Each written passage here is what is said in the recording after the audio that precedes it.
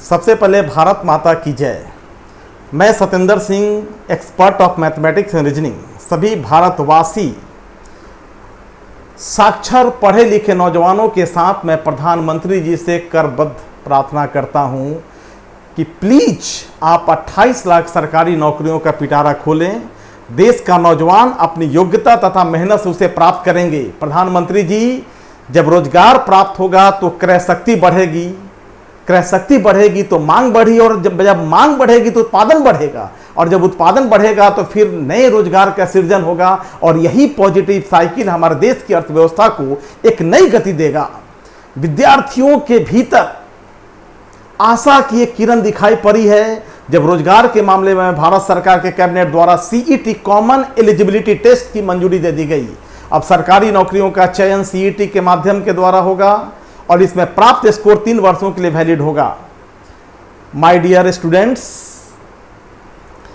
जब तक corona period है, अपने आप को मास्क पहनते हुए और सोशल डिस्टेंसिंग का पालन करते हुए सुरक्षित रखते हुए हमें उद्यमेन ही सिद्ध्यंति कार्यानि न मनोरथे न ही सुप्तस्य सिंहस्य प्रविशन्ति मुखे बिरगा का निनाद करना है। कभी भी असफलता से घबराना नहीं है। प्रथम असफलता हमारी दूसरी सफलता में परिणत हो जाएगी। Vivekananda, Thomas Edison, Albert Einstein यह उदाहरण है जिनका आज हम नमन करते हैं कि वे सफलता के प्रतिबिंब बने, लेकिन प्रथम असफलता के बाद बार बार असफलता मिली तब भी वे सफल हुए अंतोगत्वा, और जिसके कारण हम अपने आइकॉन उन्हें मानते हुए, उनका नमन करते हुए हम अपनी मनस्थिति को बदलेंगे। परिस्थितियां अपने आप अनुकूल हो जाएगी। सफलता का फल खाना है तो जड़ को मजबूत करें। आपकी जड़ को मजबूत करने के लिए मैं अपने 17 वर्षों के शैक्षणिक अनुभव को, टीचिंग एक्सपीरियंस को आपके साथ शेयर करने के लिए आपके साथ आ रहा हूं। Hope, ambition, patience and hard labour leads a candidate to the success of climax. जय हिंद। विद्यार्थियों, मैं और मेरा टीम कंप्लीट निस्वार्थ भाव से, फ्री ऑफ कॉस्ट, अपने विद्यार्थियों के लिए भारतवर्ष में होने वाले सभी परीक्षाओं का, एसएससी, सीजीएल हो, एचएससीएल हो, सीपीए हो, सीपीओ हो, सीडीएस हो, रेलवे, बैंक, स्टेट सर्विस की परीक्षाओं का, एसआई का एग्जाम हो, पुलिस कांस्टेबल का एग्जाम हो, एयरफोर्स हो, नेवी हो, एनडीए हो, की तैयारी हम लोग निःशुल्क कराएंगे। मैं एक साथ खुद मैथमेटिक्स तथा रीजनिंग को आपको आत्मसात कराऊंगा। क्वेश्चंस चुटकियों में हल होंगे। हमारा स्लोगन होगा concept, tricks, accuracy with time management, और ये हमारे परीक्षा के परिणाम को हमारी सफलता के द्वार तक लाएगा। एक सफल व्यक्ति ही आपको सफल होना देखना चाहता है, और मैं आपको यह आशा देता हूं कि आप पूर्ण विश्वास के साथ डेडिकेटेड स्टडी करेंगे और अपने आप पर विश्वास रखेंगे। सफलता आपके कदम चूमेगी। तो मैं आज से ऑनलाइन एजुकेशन का प्रारंभ कर रहा हूं। मैं मैथमेटिक्स और रीजनिंग पढ़ाऊंगा। मैथमेटिक्स में हम लोग पहला बेसिक टॉपिक परसेंटेज को लेकर चलते हैं। 2 बेसिक टॉपिक्स हैं अर्थमेटिक का, एक परसेंटेज और एक रेशियो। अगर हम लोग परसेंटेज तथा रेशियो को कमांड करेंगे, अर्थमेटिक काफ़ी हो जाएगा आसान। तो हम लोग आज से प्रारंभ करते हैं परसेंटेज। सबसे पहले मेरा पढ़ाने का तरीका हमेशा यही रहा है कि एकदम basic to climax level, upper most level, उसके आगे कुछ भी नहीं बचे। शून्य से लेकर शिखर तक मैं आपको लेकर चलूंगा, और मुझे पूर्ण विश्वास है कि मैथमेटिक्स तथा रीजनिंग, ये 2 सब्जेक्ट में कहीं भी आपको कोई प्रॉब्लम नहीं आने दूंगा। ठीक है, तो सबसे पहले मैं शुरुआत करता हूं परसेंटेज का। बच्चों, बेसिक तौर पे हमें जानना पड़ेगा कि परसेंटेज वास्तव में क्या होता है। ठीक है, एक लैटिन टर्म था परसेंटम,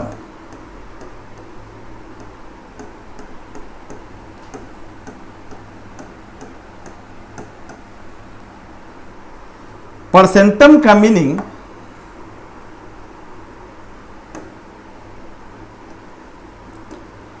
सिंपल इंग्लिश में पर 100 होता है, जिसे हम लोग हिंदी में प्रति सैकड़ा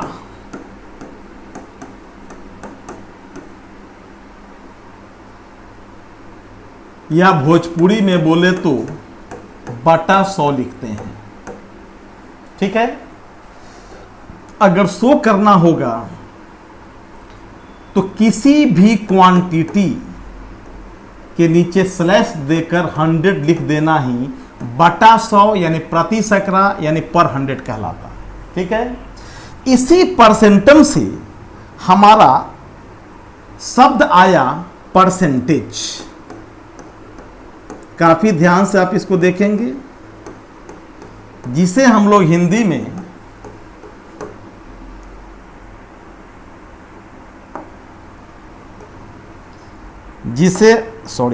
जिसे हम लोग हिंदी में प्रतिशत या प्रतिशतता कहते हैं। इसे हम लोग हिंदी में प्रतिशत या प्रतिशतता कहते हैं। ठीक है, तो परसेंटम से हमारा एक इंग्लिश टर्म, यह लैटिन टर्म है, इससे हमारा एक इंग्लिश टर्म आया परसेंटेज। और परसेंटम का सिंपल मीनिंग होता है पर 100 यानी प्रति सैकड़ा बटा 100 यानी स्लैश देकर किसी भी क्वांटिटी के नीचे स्लैश देकर 100 लिख देना ही क्या कहलाता है, परसेंटम। तो एक्चुअल है, कंफर्म है कि परसेंटेज का मीनिंग भी क्या होगा, पर 100। अगर हम लोग परसेंटेज नहीं लिखें, परसेंटम नहीं लिखें, तो हम लोग किसी भी क्वांटिटी के नीचे स्लैश देकर 100 लिखना हमारी मजबूरी बनेगी। अगर हम लोग इसको भी नहीं लिखें तो हम लोग इसके जगह एक सिंबल इसका प्रयोग करते हैं। यह हमारा परसेंटेज का सिंबॉलिक एक्टिविटी हुआ, इस तरह का सिंबल देना। तो माय डियर, बहुत सिंपल सी चीज है। परसेंटम हमारा लैटिन टर्म, इससे हमारा उत्पत्ति हुआ किसका, परसेंटेज का। और परसेंटम का मतलब होता है प्रति सैकड़ा यानी बटा 100, तो परसेंटेज का मतलब भी बटा 100। अगर बटा 100 नहीं लिखेंगे तो हमें इस प्रकार का सिंबल का यूज करना पड़ेगा। मैं एक एग्जांपल देता हूं। अगर मैं लिखूं डेका परसेंटम,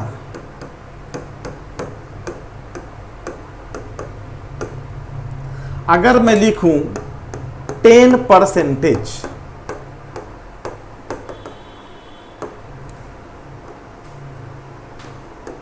मेरी इच्छा है इस लैंग्वेज को नहीं लिखना, तो 10 के जगह हम लोग 10 का न्यूमेरिकल वैल्यू और परसेंटेज का मतलब होता है बटा 100, तो यहां बटा 100 लिख देंगे। अगर हमारी इच्छा किया कि हम 10 बटा 100 नहीं लिखें, तो हम लोग 10 लिखकर इस तरह का सिंबल का यूज कर देंगे। सब माय डियर एक दूसरे का सिनोनिम्स है, समानार्थक है। क्यों? परसेंटम का मतलब पर 100, परसेंटेज का मतलब भी पर 100, क्योंकि परसेंटेज का उत्पत्ति किससे हुआ, परसेंटम से। अगर ना परसेंटम लिखेंगे ना परसेंटेज लिखेंगे तो उसके जगह बटा 100 लिखना होगा। बटा 100 नहीं लिखेंगे तो इस तरह का सिंबल का यूज करना होगा। तो मैं लिखूं डेका परसेंटम। डेका को इंग्लिश में हम लोग क्या बोलते हैं, 10। परसेंटम से उत्पत्ति किसका हुआ, परसेंटेज का। तो मैं डेका परसेंटम लिखूं या 10% लिखूं या 10 बटा 100 लिखूं या 10 लिखकर ऐसा सिंबल दे दूं, सब एक दूसरे का माय डियर सिनोनिम्स है, समानार्थक है। कंफर्म? तो माय डियर, जब हम लोग इस पूरे एग्जांपल्स को देखते हैं तो मैथमेटिकली डिफाइन करने के लिए हमें यहां आना पड़ेगा, क्योंकि यह एक मैथमेटिकल फॉर्म में है, जबकि यह लैंग्वेज है और यह हमारा आधा न्यूमेरिकल और आधा सिंबल है, लेकिन यह हमारा मैथमेटिकल फॉर्म है। ऊपर वाला हिस्सा को न्यूमरेटर और नीचे वाला हिस्सा को डिनोमिनेटर, ऊपर वाले हिस्सा को अंश और नीचे वाला हिस्सा को हम लोग क्या बोलते हैं, हर। यह हमारा एक मैथमेटिकल फॉर्म है। और मैथमेटिकल फॉर्म में हम यह देख रहे हैं कि यह एक फ्रैक्शनल फॉर्म है, यह एक भिन्न वाला भाग है, जिसके नीचे वाला हिस्सा क्या हो रहा है, 100। यानी हम कह सकते हैं कि किसी भी क्वांटिटी को 100 के रूप में व्यक्त कर देना ही क्या कहलाएगा, प्रतिशत। any quantity which expressed with context of 100, that is called percentage. यानी सिंपली 100 के रूप में किसी भी राशि को व्यक्त कर देना ही कहलाता है प्रतिशत। और हम लोग ऐसे भी बोल सकते हैं कि it is a type of fraction in which denominator always having 100। यह एक प्रकार का फ्रैक्शन है जिसका नीचे वाला हिस्सा हमेशा क्या होता है, 100 होता है। यानी 100 के रूप में किसी भी राशि को व्यक्त कर देना ही कहलाता है परसेंटेज, कंफर्म परसेंटेज। अब हम लोग यहां पर आते हैं, एक टर्म आया फ्रैक्शन, तो थोड़ी सी हल्की सी जानकारी प्राप्त कर लेना है फ्रैक्शन के बारे में, क्योंकि इसका एप्लीकेशन आगे हम लोगों को करना है। माय डियर, एक टर्म लैटिन में है फ्रैक्टस, इसका सिंपल इंग्लिश होता है ब्रोकन, और फ्रैक्टस से ही एक इंग्लिश टर्म बना फ्रैक्शन, जिसे हम लोग हिंदी में भिन्न बोलते हैं। ठीक है, तो फ्रैक्टस का मतलब ब्रोकन, तो फ्रैक्शन का मतलब भी ब्रोकन। ठीक है, तो यह क्या ब्रोकन हुआ, क्या टूटा हुआ भाग है, इसके बारे में थोड़ा सा डिस्कस करते हैं। एकदम प्रैक्टिकल वे पर आना है, कोई भी बुक से स्टाइल नहीं करना है। एक क्वांटिटी हम लोग लेते हैं, इसको हम लोग बोलेंगे यह एक यूनिट है, यानी एक इकाई है। ठीक है, इसका हम लोग 5 इक्वल पार्ट्स में डिवाइड कर देते हैं। ठीक है, A B C D E, 5 equal parts में डिवाइड कर दिए।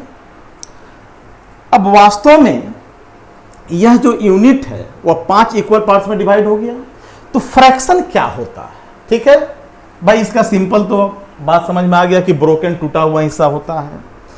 तो डिफिनीशन बोलता है कि किसी भी यूनिट को एक या अधिक इक्वल पार्ट्स में जब हम डिवाइड करते हैं तो उस डिवीजन से प्राप्त प्रत्येक हिस्सा उस यूनिट का फ्रैक्शन कहलाता है।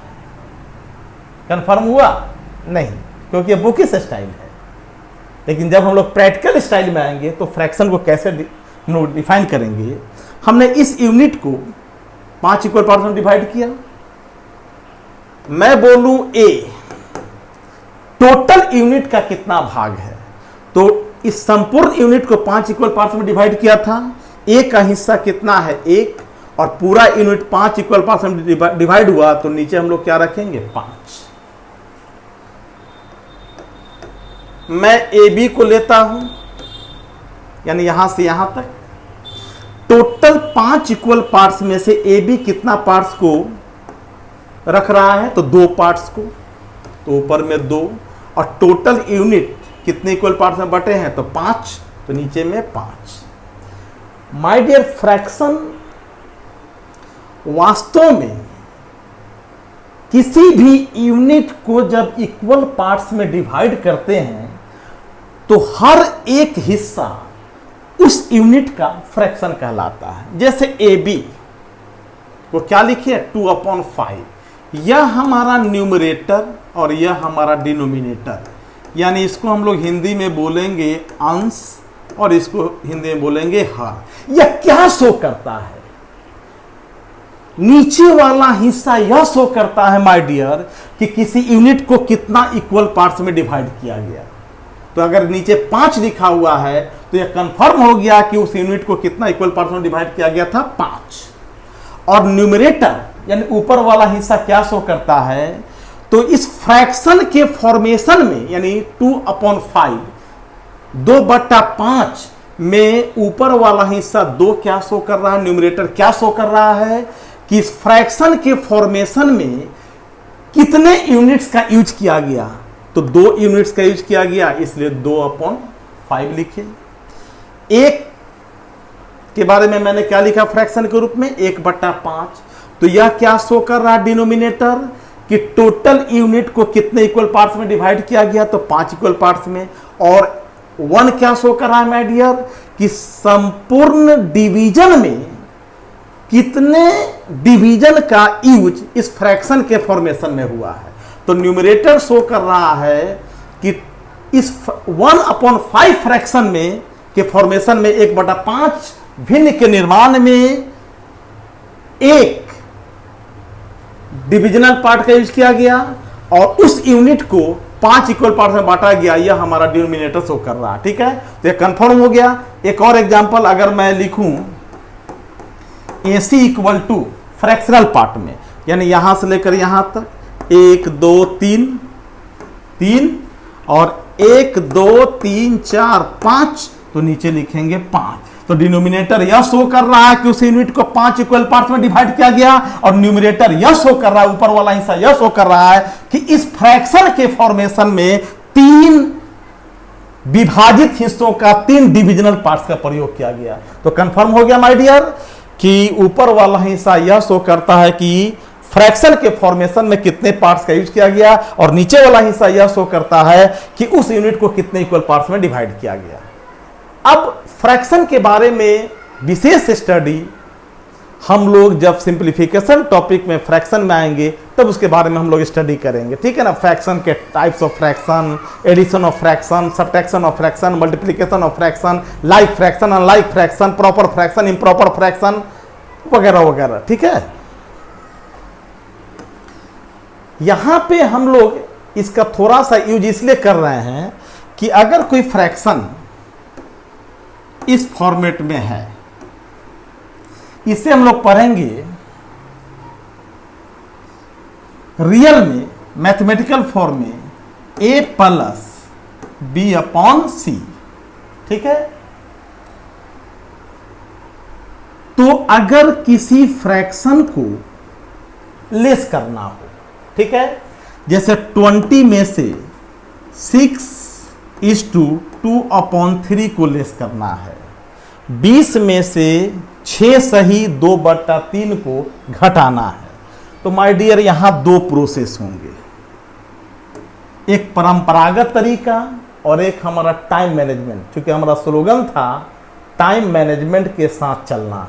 ठीक है, तो हम लोग 20 माइनस इसको क्या लिखेंगे 6 + 2/3, 1 3 कैल्शियम 3 लेंगे, 3 6 18 और 2 20/3 को माइनस करना है किसे 20 से, फिर यहाँ 20/1 1 3 कैल्शियम 3 आ गया, 1 से 3 में भाग देंगे 3 बार लगेगा, 20 × 60, 3 से 3 में भाग देंगे 1 बार, 1 × 20 20, तो हमारा आया 40/3, यानी 13 सही 1/3। ठीक है, लेकिन इस तरह के प्रोसेस को अब हम लोगों को धीरे धीरे छोड़ देना है। बस सिंपली यह देखना है कि यह जो फ्रैक्शन है यह 6 से ज़्यादा है लेकिन 7 से कम है, तो हम लोग 20 में से 6 के जगह 7 घटाएंगे, तो 20 में से 7 घटाएंगे तो कितना आया 20 में से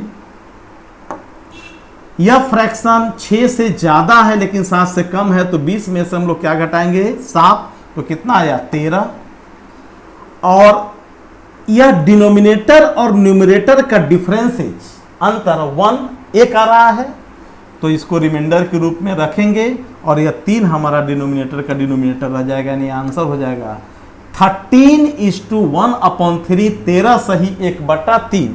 तो दोनों के वैल्यू में कोई डिफरेंसेज आया नहीं आया, तो हम लोग इस प्रोसेस को छोड़कर इस प्रोसेस को करेंगे। अब यहां बात उठा माय डियर कि हम लोग 20 में से 6 सही 2/3 न घटाकर 7 घटा रहे हैं, क्यों, और फिर इसके डिफरेंसेज को क्यों यहां रिमाइंडर के रूप में, यह हमारा रिमाइंडर होता है और यह हमारा डिवाइजर होता है।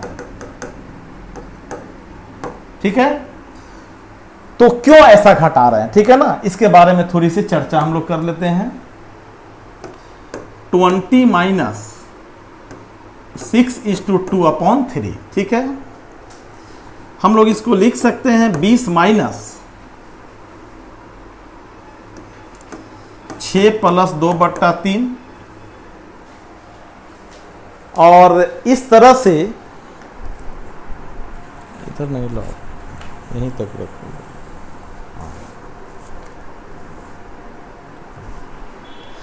यहां पे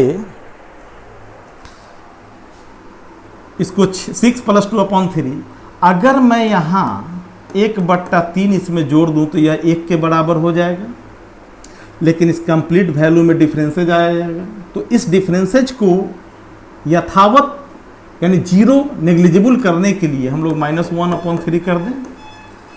अब यह +1/3 -1/3 जीरो, तो मूल फ्रैक्शन जस के तस रह जाएगा। लेकिन हम लोगों का सिंप्लीफिकेशन करने का एक तरीका आ जाएगा, एक नई तरीका आ जाएगा। यह दोनों मिलकर हमारा क्या हो जाएगा, 1, यह +6, तो 6 + 1 7, तो 20 में से 7, और यह माइनस इंटू यह माइनस क्या हो गया, प्लस। ओके, अब क्या मैं लिखूंगा 1/3, तो 20 में से 7 गया 13, सही 1/3। इसीलिए हम लोग 6 नहीं घटाकर 7 घटाते हैं। कंफर्म हो गया, क्लियर। अब हम लोग आते हैं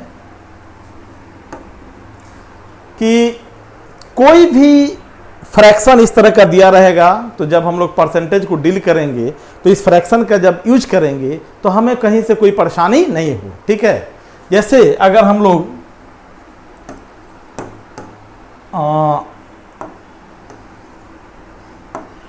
7 में से अगर हम लोग 3:4/15 को लेस करते हैं, ठीक है, तो इस फ्रैक्शन को ध्यान देंगे। यह फ्रैक्शन 3 से ज्यादा है लेकिन 4 से कम है, तो हम लोग 7 में से किसको घटाएंगे, 4 को। तो 7 में से 4 गया तो कितना बचा, 3। और 15 और 4 का अंतर कितना, यह डिनोमिनेटर न्यूमरेटर का अंतर कितना, 11, और यह 15 हमारा जस के तस रह गया। यही हमारा आंसर बन जाएगा। इसमें कोई कंफ्यूजन, कोई कंफ्यूजन, कोई कंफ्यूजन नहीं, याद रहेगा। चलिए अब हम लोग दूसरी बेसिक बात पर आते हैं। कोई भी क्वांटिटी, चाहे वह लिविंग हो या नॉन लिविंग, कोई भी क्वांटिटी चाहे वह लिविंग हो या नॉन लिविंग, अपने आप में नेचुरली वो 100% होता है। मैं अपने आप में कितना हूं, 100%। सोले आपने देखा है क्या जी, बबलू, अभिनंदन, सब कुछ सही है। चलो फर्स्ट क्लास है इसलिए थोड़ी सी प्रॉब्लम आती है। अब ऑनलाइन का तो कभी आइडिया था नहीं, ऑफलाइन का तो कहना ही क्या था। हाँ जी गणेश, सब सही है। निधि क्लियर, वेरी गुड। क्या बोल रहे हो पंकज, अरे सब कुछ आ जाएगा, थोड़ा सा पेशेंस रखो। अब एक ही बार हाई लेवल चले जाएं, नहीं ऐसा नहीं, एकदम बेसिक टू क्लाइमेक्स लेवल जाना है, ठीक है। मैं बता रहा था कि कोई भी क्वांटिटी अपने आप में नेचुरल फॉर्म में 100% होता है। मैं अपने आप में कितना, 100%। आपने शोले देखा है, शोले में एक ठाकुर है, वह पहले था 100%, जब उसका हाथ कट गया तो वह 100% रहा नहीं रहा, इसीलिए मजबूरी में उसको जय वीरू को बुलाना पड़ा, अन्यथा जय वीरू की आवश्यकता उसको नहीं था, ठीक है। क्योंकि हाथ कट गया इसका मतलब है कि उसका होल बॉडी नेचुरल फॉर्म में 100% नहीं रहा।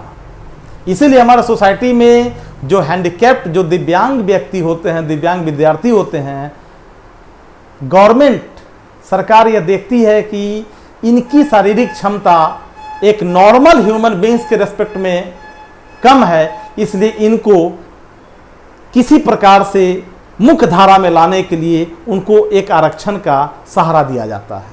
वस्तुतः यही मूल कारण होता है, ठीक है। अब हम लोग आते हैं कि फ्रैक्शन को जब परसेंटेज में कन्वर्ट करेंगे तो क्या करेंगे, ठीक है।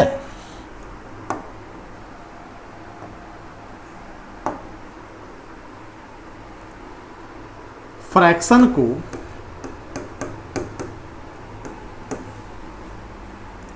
जब हम लोग चेंज करेंगे परसेंटेज में, प्रतिशतता में, तो सिंपली उस फ्रैक्शनल पार्ट को 100 से गुना करना है। किसी भी फ्रैक्शनल पार्ट को परसेंटेज में कन्वर्ट करना है माय डियर, 100 से मल्टीप्लाई कर देना है। ठीक है, एक एग्जांपल लेते हैं। 1 को हमें परसेंटेज में कन्वर्ट करना है। ठीक है, इस 1 को अगर मैं 1/1 लिखूं तो कोई पाप होगा नहीं, फिर 1 में 1 से भाग देंगे फिर 1 आ जाएगा। अब हमें चेंज करना, अब यह न्यूमरेटर डिनोमिनेटर के रूप में नजर आ रहा है, आपके मन की सांत्वना के लिए बता रहा हूं। 100 से मल्टीप्लाई कर दिया, 1 से 1 में भाग देंगे, एक बार लगेगा, 1 गुना 100 तो हमारा कितना हुआ 100%। यानी वह 1 अपने आप में कितना है 100%। कंफर्म हो गया। अगर मैं इसका आधा कर दूं 1/2 तो 1 अपने आप में 100% माय डियर, तो जब 1 को आधा करूंगा तो इसके परसेंटेज वैल्यू को भी आधा करना होगा, तो यह कितना हो जाएगा 50%। तो 1 बराबर 100%, तो 1/2 बराबर 50%। कोई प्रॉब्लम? चलिए मैं अगले पेज पर आता हूं। पहले मैं इसको लिख देता हूं 1/100%। यह क्लियर?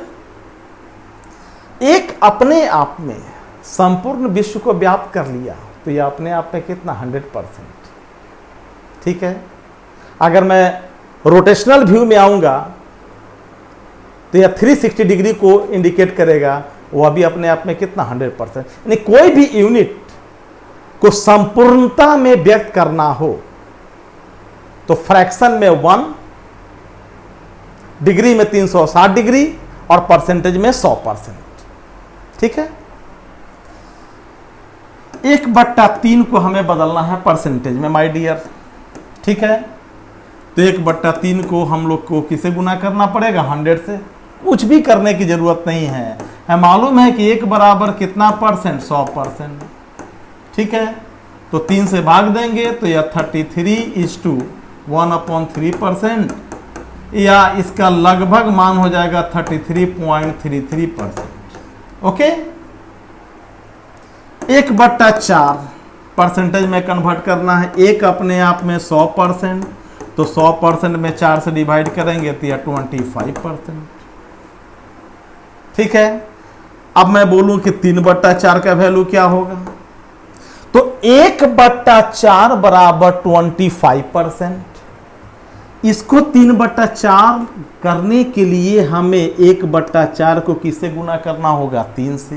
तो नेचुरल है कि 1/4 का जो परसेंटेज वैल्यू है उसको भी 3 से गुना करना होगा। तो 25% में 3 से गुना करेंगे तो वह कितना हो जाएगा 75%।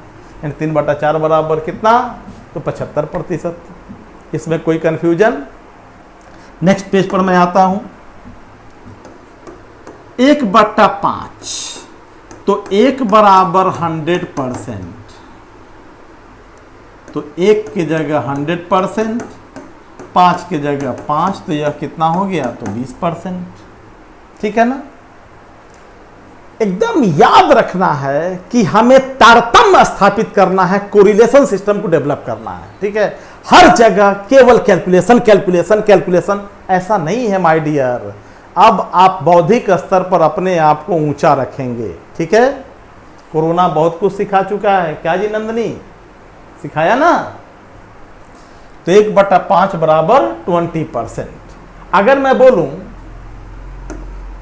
कि 2/5 बराबर, तो बस इसको ध्यान रखना है 1/5 को, अब ऐसा नहीं कि तुरंत 200 से गुना कर देना, ऐसा कुछ नहीं करना है। 1/5 को 2/5 बनाने के लिए क्या करना होगा, 2 से गुना करना होगा। तो 1/5 बराबर 20%, तो 20% को भी 2 से गुना करेंगे तो कितना हो जाएगा 40%। कन्फर्म? मैं बोलूं 3/5 बराबर, तो 1/5 बराबर 20%। 1/5 को 3/5 बनाने के लिए माय डियर 3 से मल्टीप्लाई करना होगा। तो 20% जो वह 1/5 का परसेंटेज वैल्यू था, तो जब 1/5 को 3/5 बनाने के लिए 3 से मल्टीप्लाई करना पड़ रहा है, तो इसके परसेंटेज वैल्यू को भी 3 से मल्टीप्लाई करेंगे तो यह कितना हो जाएगा, तो 60%।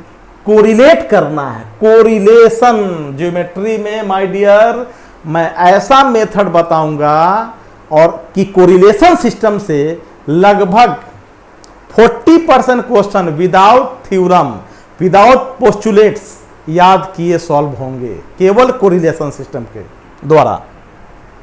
अगर मैं बोलूं 4/5 बराबर, तो 1/5 को 4/5 बनाने के लिए 4 से मल्टीप्लाई करना पड़ेगा, तो इसको भी 4 से मल्टीप्लाई करना होगा।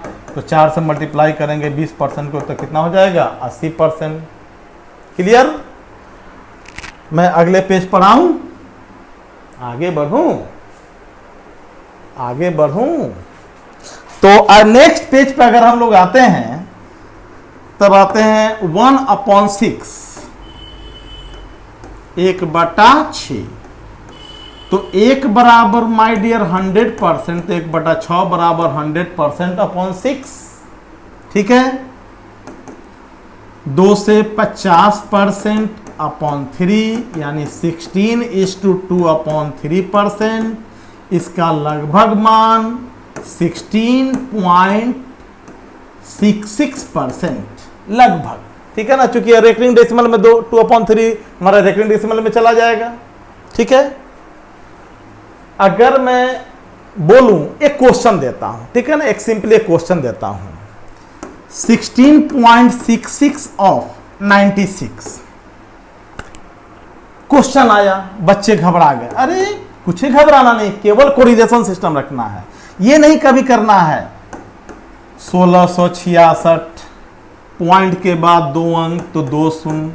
ठीक है, सॉरी, परसेंटेज के जगह फिर 2 शून्य। ठीक है, इंटू 96। ये सब करने की जरूरत माय डियर नहीं है। सिंपली 16.66% फ्रैक्शन में किसका वैल्यू था 1/6 का, तो सीधे 1/6 ऑफ का मतलब का इंडिकेशन के आप किसे करते हैं, गुना से 96। 6 से 16 बार में कट जाएगा, तो आंसर हमारा क्या हो जाएगा 16। कोई कंफ्यूजन माय डियर, कोई कंफ्यूजन नहीं। ठीक है। अब हम लोग आते हैं 1/7। ठीक है, 1/7 का परसेंटेज वैल्यू क्या होगा। ठीक है, यह 1 किसके परसेंट, कितने परसेंट के बराबर होगा, 100% के बराबर होगा, अपॉन 7। 7 से 14 बार में, तो 14 7 98 और 2 100, यानी 14:2/7। 14 सही 2/7% या 14.28% लगभग है, मतलब कंफर्म मान नहीं है, लगभग मान है। ठीक है। अगर मैं बोलूं कि 2/7 बराबर कितना परसेंट, 2/7 बराबर कितना परसेंट। ठीक है, तो माय डियर 1/7 बराबर 14:2/7, तो 1/7 को 2/7 करने के लिए 2 से गुना करते हैं, तो इसको भी हम लोग 2 से गुना करेंगे, तो 14 दूना 28 और 2 दूना 4/7%। कोई कंफ्यूजन? मैं बोलूं 5/7 बराबर कितना परसेंट। 1/7 को 5/7 बनाने के लिए किससे गुना करना होगा, 5 से। तो 1/7 का जो परसेंटेज वैल्यू, इसको भी 5 से गुना करना होगा, थोड़ा ध्यान देना है। तो 14×5 70 प्लस 5 दूना 10/7। न्यूमरेटर डिनोमिनेटर से बड़ा, तो 7 से एक बार और लगेगा। ठीक है, तो 70 और 1 71 और बचा 3/7%। ये हमारा आंसर हो गया। अगर मैं बोलूं कि 6/7 परसेंटेज में, यह जो फ्रैक्शनल पार्ट है, यह परसेंटेज में कितना परसेंट के बराबर होगा। ठीक है, यहां भी 2 प्रकार से हम लोग चल सकते हैं। 1/7 बराबर बराबर 14 सही 2/7%, तो 6/7 के लिए 6 से गुना करना होगा। नहीं करेंगे, नहीं करेंगे। धीरे धीरे अपने आप को थोड़ा रेशनलाइज करेंगे, बौद्धिक स्तर को थोड़ा ऊपर करेंगे। डिनोमिनेटर और न्यूमरेटर में डिफरेंस कितना, 1 का, तो हम लोग इसको लिख सकते हैं 1 - 1/7। 6/7 आएगा या नहीं आएगा? 7 1 के 7 -1, 6/7 का 6/7 आ जाएगा। 1 बराबर माय डियर 100%, और 1/7 बराबर 14 सही 2/7%। ठीक है ना? अब ये कंफ्यूजन नहीं होना चाहिए कि 100 में से 14 सही 2/7 घटाना। अरे माय डियर, यह जो वैल्यू है 14 से ज्यादा और 15 से कम है, तो हम 100 में से किसको घटाएंगे? 15 को घटाएंगे। ठीक है? और 7 और 2 का अंतर कितना? 5/7% हो गया। 15 सही 5/7%। सॉरी 100 में से 14 सही 2/7%, तो 14 सही 2/7 हमारा 14 से ज्यादा लेकिन 15 से कम है, तो 100 में से हम लोग 15 घटाएंगे तो क्या लिखेंगे हम लोग माय डियर? 85 सही, और 7 और 2 का अंतर कितना? 5, तो 85 सही 5/7%। ठीक है? कोई कंफ्यूजन आने की जरूरत नहीं है। ओके, अब हम लोग नेक्स्ट पेज में आते हैं माय डियर। 1/8 सिंपल यूज और बेहिचक बेहतर तरीका से यूज करना है। क्लियर? 1/8 का परसेंटेज वैल्यू क्या होगा? तो 1 बराबर कितना परसेंट? 100% बटा 8। 4 से 25 बार में, 4 से 2 बार में 25/2%, यानी 12 सही 1/2% बोले या 12.5% बोले। ठीक है? 1/8 का वैल्यू 12 सही 1/2%। कन्फर्म? अगर मैं बोलूं कि 3/8 कितना परसेंट के बराबर होगा, तो 1/8 को 3/8 बनाने के लिए 3 से मल्टीप्लाई करना होगा ना, तो इसके परसेंटेज वैल्यू को भी हम लोग 3 से मल्टीप्लाई करेंगे, तो 12 तिया 36 और 3 1 के 3/2, लेकिन हमारा न्यूमरेटर डिनोमिनेटर से बड़ा है, तो एक बार और लगेगा, तो 2 से 3 में भाग लगाएंगे, एक बार लगेगा तो 36 और 1 37 सही 1/2%। ये हमारा आंसर आ जाएगा माय डियर। कन्फर्म? क्लियर? अगर मैं बोलूं कि 7/8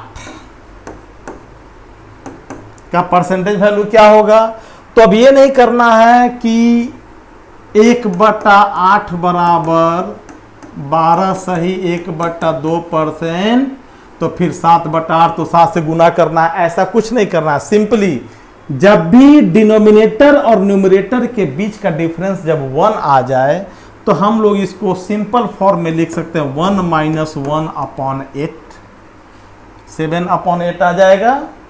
और 1 बराबर 100% और 1/8 बराबर 12 सही 1/2%।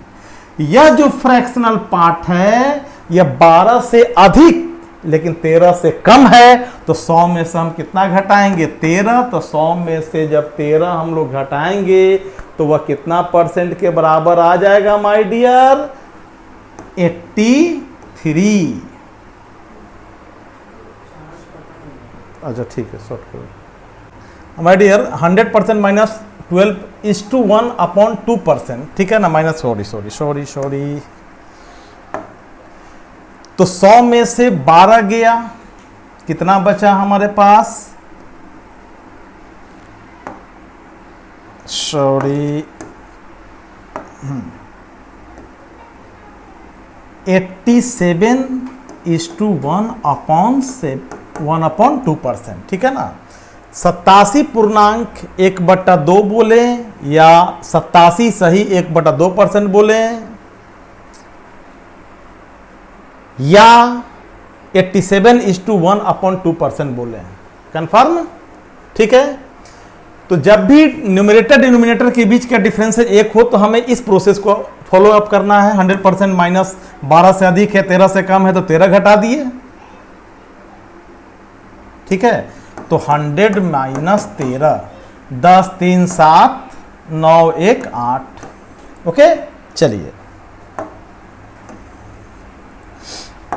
अब हम लोग आते हैं नेक्स्ट, अगले पेज पर आ जाते हैं हम लोग। 1/9, तो 1% बरा सॉरी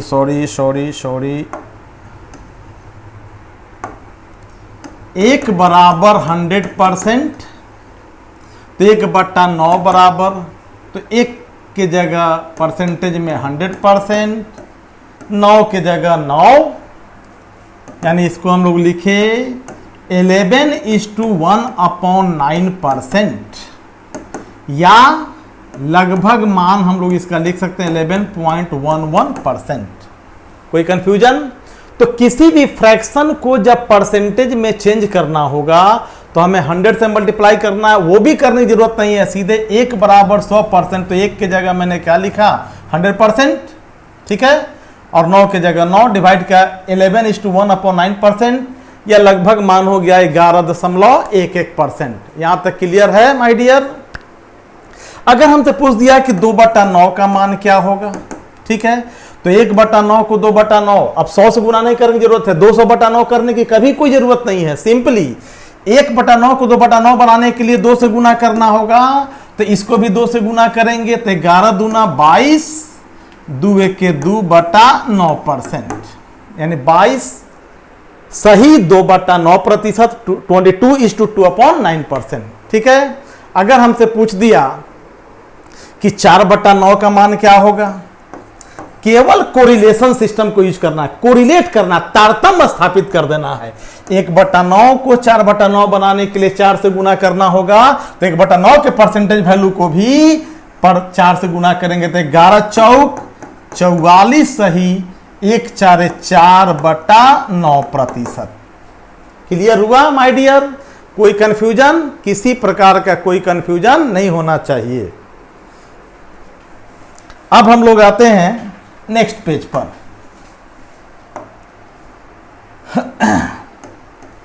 1/10, तो 1 बराबर 100%, तो 1/10 बराबर 100% बटा 10 यानी 10%। क्लियर?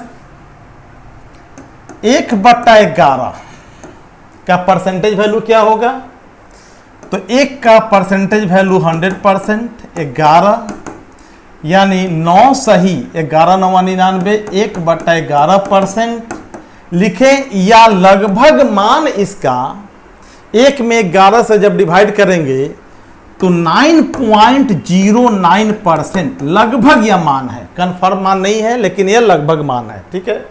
अगर हमसे पूछा कि 3/11 का मान क्या होगा, फिर कोरिलेशन, फिर तारतम्य स्थापित करना है। 1/11 को 3/11 करने के लिए 3 से गुना करना होगा, तो इसको भी हम लोग 3 से गुना करेंगे, तो 9 3 27, 1 3 3/11%।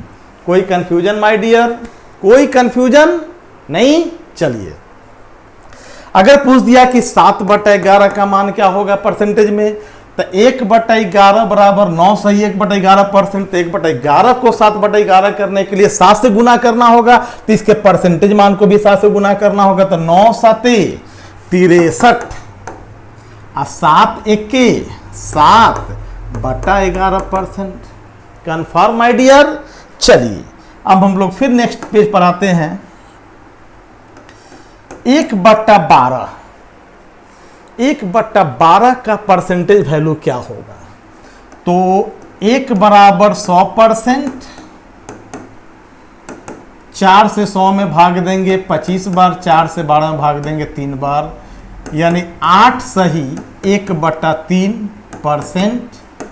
अगर इसका लगभग मान पूछा गया या बताना होगा या एप्लीकेशन करना होगा, तो 8.33%, ये हम लोगों का लगभग मान हुआ, ठीक है। तो 1/12 का परसेंटेज वैल्यू 8 सही 1/3%। अब अगर पूछ दे 5/12% का मान क्या होगा, चलिए 5/12 का परसेंटेज वैल्यू क्या होगा? तो 1/12 को 5/12 बनाने के लिए पूजा जी क्या करना होगा? तो 5 से गुना करेंगे। आप बोलोगे ना? तो 1/12 का परसेंटेज वैल्यू को भी 5 से गुना करना होगा। तो 8×5 5 से गुना करेंगे तो 8×5 40। अब 5×1 5, तो इसको लिख सकते हैं 5×8 40 प्लस 5×1 5/3%। ऊपर वाला हिस्सा यानी न्यूमरेटर हमारा डिनोमिनेटर से बड़ा है तो एक बार और लगेगा। तो 3 से 5 में भाग देंगे, एक भागफल आएगा। तो 40 और 1 41 और बच जाएगा 2/3%, यानी 41 सही 2/3%। कोई कंफ्यूजन माय डियर? अब अगर क्वेश्चन आ गया कि 11/12 का मान क्या होगा परसेंटेज में, तो फिर आप कहोगे कि 1/12 को 11/12 बनाने के लिए 11 से गुना करना होगा।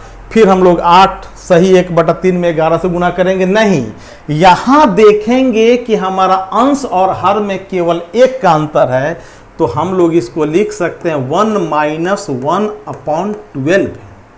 ठीक है, एलसीएम लेंगे 12 - 1 11/12 का 11/12 आ जाएगा। और 1 की जगह क्या रखेंगे? 100%। और 1/12 का मान पहले से कंफर्म है 8 सही 1/3%। माय डियर, यह जो हमारा फ्रैक्शन है यह 8 से ज्यादा है लेकिन 9 से कम है। तो 100 में से क्या घटाएंगे? 9। इसके बारे में हम लोग डिस्कस जस्ट थोड़ा देर पहले किए हैं। तो 100 में से 9 घटाएंगे तो कितना आएगा? 91। ठीक है, और 3 और 1 का अंतर कितना? 2 बटा यह 3 का 3 रह जाएगा। 91 सही 2/3%। कोई कंफ्यूजन माय डियर? कोई कंफ्यूजन नहीं। ठीक है, चलिए हम लोग नेक्स्ट पेज पर आते हैं।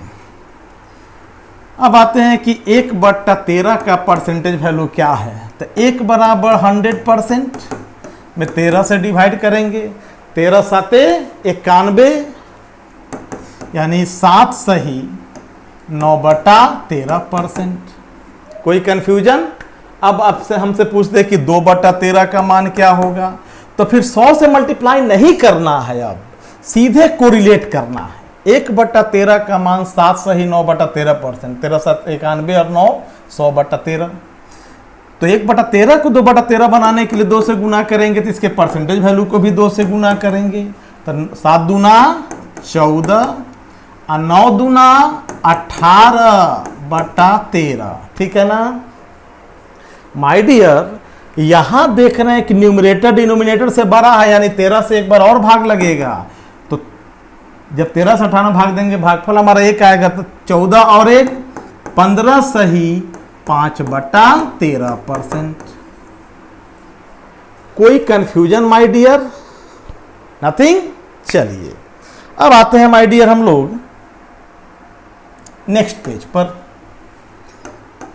1/14 का जो फ्रैक्शनल फॉर्म है इसका परसेंटेज वैल्यू क्या होगा? ठीक है, 1 का परसेंटेज वैल्यू कितना होगा? 100%। ठीक है, इस हम लोग अगर 2 से डिवाइड करेंगे तो 50/7 यानी 7 सही 1/7%। 7 7 49 और 1 50। कोई कंफ्यूजन? 1/15 का परसेंटेज वैल्यू, तो 1 बराबर 100%। 5 से 3 बार में, 5 से 20 बार में 20/3%, यानी 6 सही 2/3%। या इसका लगभग मान हो जाएगा 6.2 में 3 से भाग देंगे। रेकरिंग डेसिमल आवर्त दशमलव के बारे में स्टडी हम लोग सिंप्लीफिकेशन टॉपिक में करेंगे। तो 6% लगभग मान इसका 6.66%। क्लियर? अब हम लोग नेक्स्ट पेज पर आते हैं। ठीक है, अब इस प्रकार से 1 से लेकर एक बटा एक से लेकर 1/15 का परसेंटेज वैल्यू कैसे निकाला गया। अब इसके एप्लीकेशन पर आते हैं, ठीक है ना, कि इसका एप्लीकेशन हम लोग कैसे करेंगे। थोड़ी सी एक चीज और समझ लेना है यहां पर माय डियर, कि अभी तक हम लोग फ्रैक्शन को परसेंटेज में कन्वर्ट करते थे तो 100 से मल्टीप्लाई करते थे। अगर हम लोगों को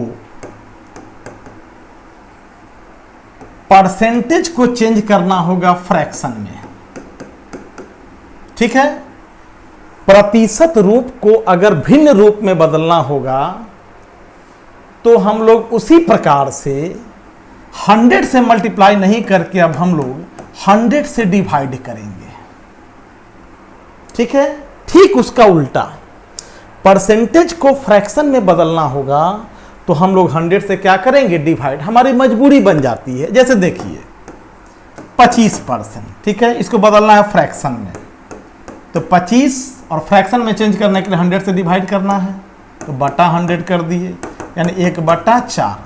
मजबूरी ये बन गई कि यह परसेंटेज सिंबल किसके लिए आया, पर 100 के लिए। तो जैसे ही सिंबल को हटाएंगे तो हमारी मजबूरी बन जाती है बटा 100 लिखना, ठीक है। लेकिन बोलचाल की भाषा में हम लोग बोलते हैं कि परसेंटेज को फ्रैक्शन में चेंज करेंगे तो 100 से क्या करना है, डिवाइड करना है, ठीक है। अब हम लोग आते हैं कुछ एप्लीकेशंस पर, ठीक है। नेक्स्ट पेज में आए हम लोग। अब एप्लीकेशन में यह है कि 62.5%, ठीक है, इसका फ्रैक्शनल वैल्यू क्या होगा, ठीक है। तो इसका फ्रैक्शनल वैल्यू निकालने के लिए एक तरीका है कि 625 लिख दिए, परसेंटेज सिंबल हटाएंगे तो बटा 100 लिखना मजबूरी होगा, ठीक है। और दशमलव चिन्ह के बाद एक अंक है तो एक और शून्य देना होगा। 25 से 625 25 बार कटेगा और 25 से यह 40 बार कटेगा। फिर 5 से 25 5 बार में कटेगा और यह 8 बार में कटेगा, तो हमारा आंसर होगा 5/8। अब इन सब परंपरागत तरीके को हम लोगों को धीरे धीरे छोड़ देना है। अब हम लोग थोड़ी सी अपनी बौद्धिक स्तर को बढ़ाएंगे। अभी थोड़ा देर पहले हम लोगों ने देखा था 12.5%, यह 1/8 जो फ्रैक्शनल पार्ट में था उसका यह परसेंटेज वैल्यू था। यह 12 के मल्टीपुल के आसपास है, 12×5 = 60 और 0.5 को 5 से गुना करेंगे तो 2.5, तो 62.5 हो जा रहा है। इसका मतलब है कि इसका यह 5 गुना है, ठीक है। तो जब इसका न्यूमेरिकल वैल्यू इसका फ्रैक्शनल वैल्यू 1/8 है और इसका यह 5 गुना है, तो इसका भी फ्रैक्शनल वैल्यू इसका 5 गुना होगा। तो 1/8 गुना 5 कितना हो गया, 5/8। अपने मन में ही इसको कर लेना है, पेन चलाने की जरूरत ना पड़े माय डियर, एकदम ना पड़े। क्लियर, बस तारतम्य स्थापित करना है, यानी कोरिलेशन करना है। कंफर्म। अब अगर हमारा क्वेश्चन आ गया, मैं नेक्स्ट पेज पर चलूं, 37.5% इसका फ्रैक्शनल वैल्यू क्या होगा, तो फिर हम लोग यहां कोरिलेट करेंगे। क्या करेंगे, कोरिलेट करेंगे। 12.5% का फ्रैक्शनल वैल्यू था 1/8। यह देखिए तो इसका 3 गुना हो रहा है, 12 × 36 और 5 × 15, यानी 1.5 जोड़ेंगे तो 37.5 हो जाएगा माय डियर। तो जब इसका यह 3 गुना है तो नेचुरल है कि इसका जो फ्रैक्शनल भाग होगा, फ्रैक्शनल पार्ट होगा, इसके फ्रैक्शनल पार्ट का 3 गुना होगा, तो 3 से गुना कर देंगे तो हमारा आंसर क्या हो जाएगा, 3/8। कंफर्म हुआ या किसी प्रकार का कोई डाउट? कोई डाउट? नथिंग। अब एक क्वेश्चन आता है, नेक्स्ट पेज पे आते हैं। 62.5% ऑफ 32,000, 32,000 का 62.5% का वैल्यू क्या होगा माय डियर। ठीक है, फिर कोरिलेट 12.5% बराबर 1/8, इसका यह 5 गुना हो रहा है। अब मैथमेटिक्स जब डील करेंगे तो निधि क्यूरियोसिटी तो रखना पड़ेगा ना। तो जब इसका यह 5 गुना है तो इसका फ्रैक्शनल पार्ट, इस फ्रैक्शनल पार्ट का क्या हो जाएगा 5 गुना, यानी 62.5% का फ्रैक्शनल पार्ट क्या हो जाएगा 5/8। ऑफ का मतलब क्या होता है गुना, और 32,000 की जगह 32,000 हम लोगों ने रख दिया। 8 से 4 बार में 5 गुना 4 20, और पीछे में कितने शून्य इंतजार कर रहे हैं 3 शून्य, तो हमारा वैल्यू क्या हो जाएगा 20,000। नेक्स्ट पेज पे चले माय डियर, किसी प्रकार का कोई कंफ्यूजन नहीं। चलिए नेक्स्ट क्वेश्चन आते हैं। 33% ऑफ 45, 45 का 33.33% का वैल्यू निकालना है। क्लियर। थोड़ा देर पहले हम लोगों ने फ्रैक्शनल पार्ट को परसेंटेज पार्ट में बदले थे, तो याद होगा कि 1/3 को जब हम लोग परसेंटेज में चेंज किए थे तो उसका वैल्यू आया था हम लोग का 33.33% लगभग। यानी हम लोग इसके जगह 1/3 को रख सकते हैं फ्रैक्शनल पार्ट में। ऑफ का मतलब गुना, अब 45 का 45 3 से कितना बार में कटेगा 15 बार में, तो हमारा आंसर क्या हो जाएगा 15। कोई कंफ्यूजन, किसी प्रकार का कोई कंफ्यूजन नहीं। चलिए अब हम लोग नेक्स्ट पेज पर आते हैं। एक क्वेश्चन आ गया फिर 37.5% ऑफ 45। ठीक है, 45 के जगह हम लोग इसको 144 कर दें तो बड़ा संख्या हो जाएगा माय डियर। 12.5% का फ्रैक्शनल पार्ट क्या था 1/8, अभी जस्ट हम लोग किए थे थोड़ा देर पहले। इसका यह कितना गुना 3 गुना, तो नेचुरल है कि इसका भी 3 गुना करेंगे तो 1/8 गुना 3, 3/8 गुना 144। 8 से कितना बार में 8 है के 8 और 8 64, तो 18 तिया कितना हो गया 54। कोई कंफ्यूजन यहां तक क्लियर। नेक्स्ट क्वेश्चन हम लोग आते हैं। अब इन सब बातों का जो जब हम लोग एप्लीकेशन करते हैं तो इस एप्लीकेशन का यूज हम लोग कैसे कैसे, जो एग्जामिनेशंस में क्वेश्चन आते हैं उसको कैसे कैसे करना है। ठीक है ना। तो परसेंटेज का इस बेसिक टॉपिक में हम लोग इस प्रकार से ऐसे यूज करते हैं, और सभी यूज का एकमात्र व्यू है कि कोरिलेट करना। अब हम लोग कैलकुलेशन, लंबे लंबे कैलकुलेशन को धीरे धीरे हम लोग उसको ओमिट करेंगे, हटा देंगे। अब हम लोग फिर नेक्स्ट पेज में आते हैं। अगर हमारा क्वेश्चन आता है 22.22% ऑफ 234, ठीक है, 234 का 22.22% का मान क्या होगा। ठीक है माय डियर, अभी जस्ट थोड़ा देर पहले हम लोग 1/9 का जब परसेंटेज वैल्यू निकाले थे तो हम लोग क्या किए थे 11.11 लगभग मान किए थे हम लोग। तो 11.11% बराबर 1/9, इसका यह कितना गुना है दुगुना, तो इसके सॉरी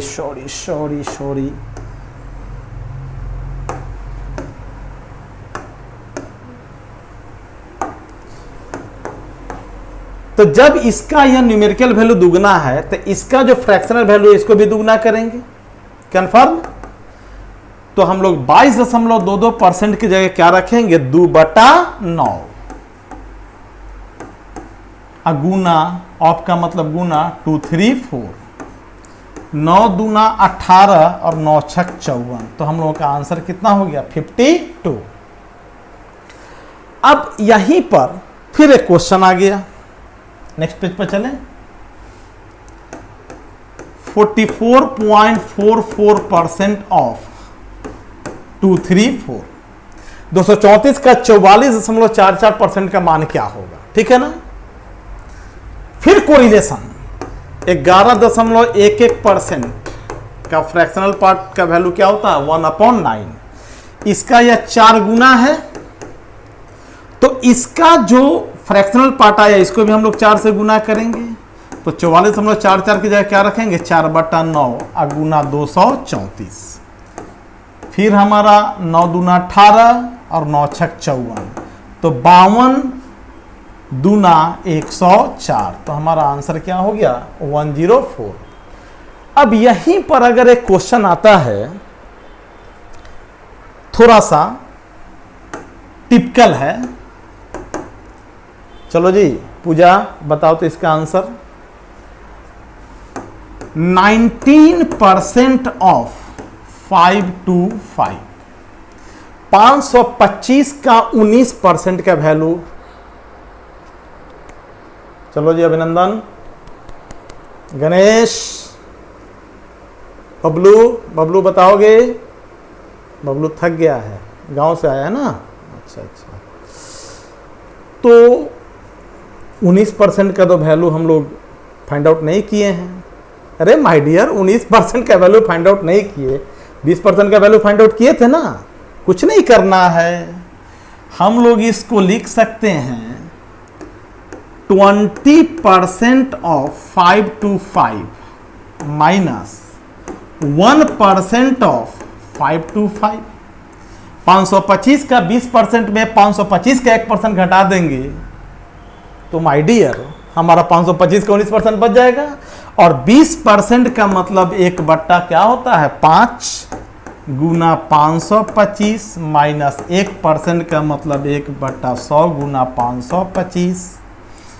5 से 1 बार में और 5 से तो 105 माइनस 5.25। तो हम लोगों का आंसर क्या हो जाएगा माय डियर? चलिए बताइए, अरे बोलिए। तो 99.75%। यहां तक हम लोग बस परसेंटेज का एकदम केवल टच किए हैं, प्रतिशत को केवल हम लोग स्पर्श किए हैं। ठीक है, और यहां तक हम लोगों ने उन चीजों को देखा जिसका एकदम सिंपली एप्लीकेशन हो रहा है। ठीक है, अब इसके बाद थोड़ा सा कड़ा एप्लीकेशन हम लोग करेंगे। लगेगा कि बहुत बड़ा है, अरे बड़ा नहीं होता है। क्या जी पूजा, बड़ा लग रहा है क्वेश्चन? बच्चों की तरह ट्रीट करना है, बस जैसे बचपन में बनाते थे वैसे ही सॉल्व करना है।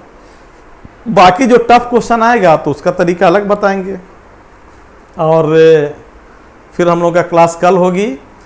और मैं आज ही बता देना चाहता हूं कि हम लोगों का सैटरडे और संडे, नेक्स्ट सैटरडे संडे जो होगा, ठीक है ना, वह 10 घंटा और 20 घंटे का क्लास हम लोग रखेंगे। अनवरत तर्क शक्ति, कंटिन्यूअस रीजनिंग, और शायद 2 दिनों के क्लास में लॉजिकल पार्ट का सिलोजिज्म और कॉमन सेंस का 5 टॉपिक, यानी 6 टॉपिक को हम लोग 2 दिनों में कमांड करेंगे। किसी भी एग्जामिनेशंस का क्वेश्चंस, कोई भी ऐसा क्वेश्चन नहीं होगा जो डील नहीं होगा। इजी वे में आप सॉल्व करोगे, आंख बंद करोगे आंसर सामने आएगा। ठीक है, थैंक यू, ओके।